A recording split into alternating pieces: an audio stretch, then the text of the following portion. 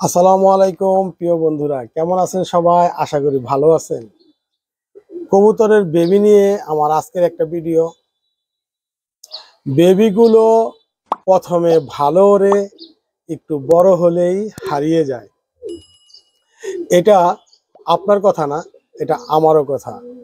আমরা যখন প্রথম দিক দিয়ে বেবিগুলোকে উড়াই, ওদের গার্ডিয়ানদের সাথে সবগুলোর সাথে উড়াই, বেবিগুলো কিন্তু যথারীতি নেমে যায়।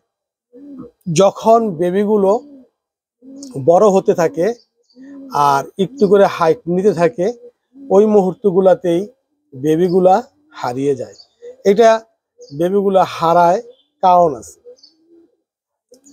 কারণ আমাদের বেবিগুলা যখন এই ছোট অবস্থাতে থাকে, তখন এগুলা শরীরে গোস্ত আর পাকটা একটু ভারী থাকে। বেশিটা হাইট নিলেও আবার নেমে যায়, নেমে বাসায় নামে, হারায় না।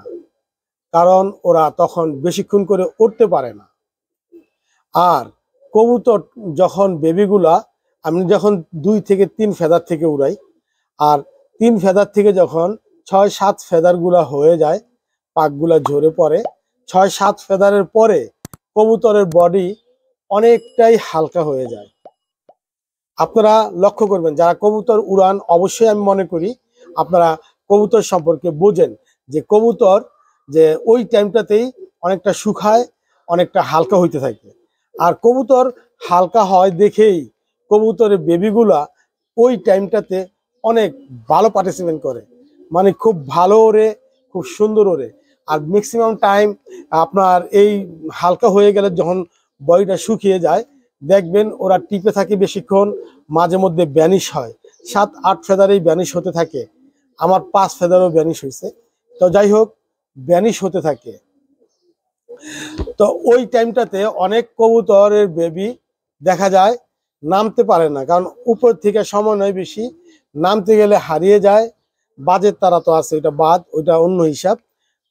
ফ্রিলি আকাশে যখন খোলা ময়দানে কোনো সমস্যা নাই, ওই টাইমটায় বেবিটা হারিয়ে যায়। তো বন্ধুরা, আপনারা সবসময় লক্ষ্য রাখবেন। আবার অনেকেই আমাকে বলছেন আমার কবুতর ছোট কালে ভালো উড়ছে, বড় হলে ভালো ওড়ে না। এটাও কিন্তু আপনাদের শিখতে হবে। যে কবুতর ছোট কালে ভালো রেজাল্ট করছে, খুব সুন্দর রেজাল্ট করছে, সেই কবুতর কেন ছোট হলে ভালো করে, বড় হলে কেন ভালো ওড়ে না? এজন্য বন্ধুরা, আপনাদের মনে রাখতে হবে, বড় হলে আপনারা হয়তোবা অনেক রকম খাবার দিয়ে থাকেন, যা আবার 2-4 দিন পর পর উড়ান, প্রতিদিন আগের মতো উড়ান না।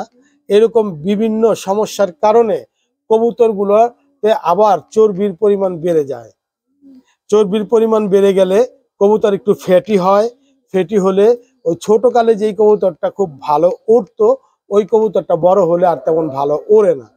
এই জন্য আমি সবসময় রিকমেন্ড করি যে অন্ততপক্ষে যারা কবুতর উড়াবেন, কবুতর নিয়ে বাজি খেলবেন বা বিভিন্ন টুর্নামেন্ট খেলবেন, আপনারা কন্টিনিউ কবুতরকে নিয়ম অনুযায়ী কবুতরকে সবসময় উড়াতে হবে।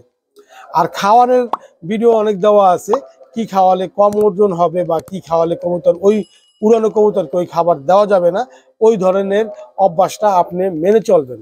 তাহলে কবুতর যেগুলো ছোট কালে ভালো উঠছে, সেগুলা কেন বড় কালে ভালো ওড়ে না? এটা হতেই পারে না। তো এই জন্য বলতেছি, আপনারা যদি একটুখানি দেখে শুনে নেন, তাহলে আপনার কোনো সমস্যা হওয়ার কথা না।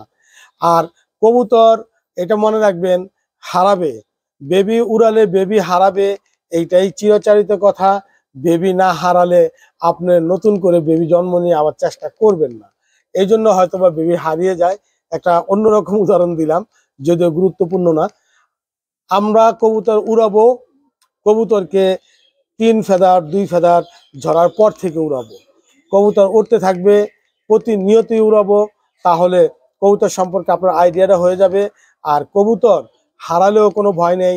আরো বেবি নেবেন, হারাবে, এর মধ্যে থেকেই ভালো মানের কবুতর আপনার জন্য তৈরি হয়ে যাবে, যেগুলো আর সহজে হারাবে না, টুর্নামেন্টের জন্য হবে ফিট।